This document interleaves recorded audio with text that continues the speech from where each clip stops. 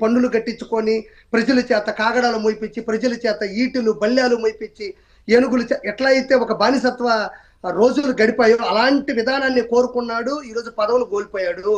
100% ఏదో ఏదో పోస్ట్ పెట్టి ఇలా చేసి, నేను ఒక చిన్న ఉదాహరణ అడుగుతున్నాను మిమ్మల్ని, చిన్న మాట్లాడుతున్న ప్రజలు కూడా ఈరోజు అన్ని ఇప్పి చూపించి అసభ్య పదజాలాలతో మాట్లాడుతూ న్యూడ్గా బాడీ మొత్తాన్ని వీడియో కాల్లో ఒక అమ్మాయికి చూపిస్తుంటే అది లీక్ అయింది, అది ఒరిజినల్, అది కరెక్టు, అతను చేసింది అదే మార్ఫింగ్ కాదని ప్రజలందరూ విశ్వసించి చీకొట్టిన తర్వాత కూడా అతనికి రాష్ట్ర అధికార ప్రతినిధి ఇచ్చాడంటే జగన్మోహన్ రెడ్డి యొక్క ఆలోచన విధానం ఏంటనేది ప్రజలను ఆలోచించమని కోరుకుంటున్నా. ఈరోజు మొత్తం విప్పి చూపించి ఒక మెంబర్ ఆఫ్ పార్లమెంట్ హోదాలో ఉండి ఒక క్యాడర్లో ఉండాల్సిన వ్యక్తి, ప్రజాక్షేత్రంలో ప్రజల ఓట్ల చేత గెలిచి ప్రజల సమస్యలు తీర్చాల్సిన వ్యక్తి, ప్రజల్లో ఉండే ఒక మహిళని విచిత్రమైన పదజాలంతో మాట్లాడుతూ విచిత్రమైనటువంటి బాడీ షేప్ని చూపిస్తున్నాడంటే, అతనికి మళ్ళీ రాష్ట్ర అధికార ప్రతినిధి ఇచ్చాడంటే జగన్మోహన్ రెడ్డి,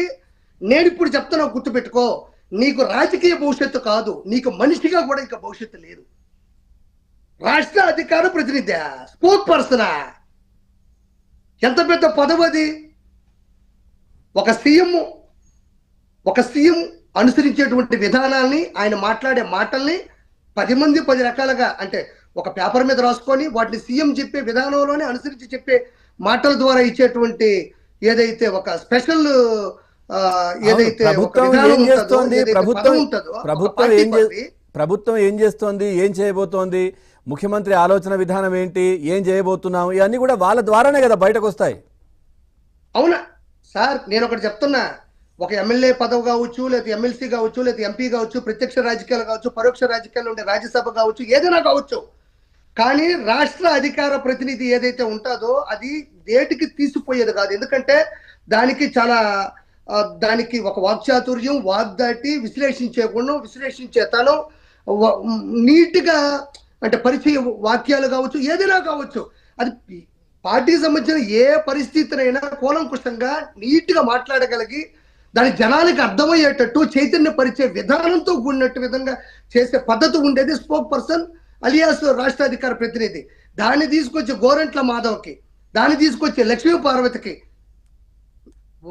ఇంకొద్దండి ఇదిగో ఈ లక్ష్మీ పార్వతి ఏదైతే ఉందో ఈ గోరంట్ల మాధవ్కి ఎప్పుడైతే రాష్ట్ర అధికార ప్రతినిధి, అంటే ఇప్పుడు రాష్ట్ర అధికార ప్రతినిధికి ఏం చెప్పాలి, అతను వీడియో కాల్ ఎలా చేయాలి, ఆడవాళ్ళతో ఎలా దుర్భాషలాడాలి, తాగేసి ఎలా మాట్లాడాలి, లేకపోతే ఎవరో క్షమించాలి, ఎవరో ఇల్లు రెంట్కి ఇస్తే ఆ రెంట్ కూడా సంవత్సరం నుంచి కట్టకుండా నీ సంగతి జాలస్తాను, నేను ఎంపీని, వైఎస్ జగన్మోహన్ రెడ్డి అనుచరుని ఎలా బెదిరించాలి, ఇది నేర్చుకోవాలా రేపటి నుంచి రాష్ట్ర అధికార ప్రతినిధులు? ఎంత మంచి పదవి. ఆ పదవిని తీసుకెళ్ళి ఎప్పుడైతే గోరెంట్ల మాధవ్కి ఇచ్చాడో నాకు అర్థమైపోయింది, ఇతర రాజకీయ భవిష్యత్తు కాదు కదా, ఇతనికి మనిషిగా కూడా ఇంకా భవిష్యత్తు లేదు. Right, okay. ఆర్పి గారు ఇవన్నీ ఒకవైపు, మరి జగన్మోహన్ రెడ్డి ఇప్పుడు మొన్న అంటే కూటమి ప్రభుత్వం వచ్చిన కొద్ది రోజులకే అక్కడ వినతుల స్వీకరణ ప్రజా దర్బార్ అని కూడా పులివెందుల్లో పెట్టారు ఆయన.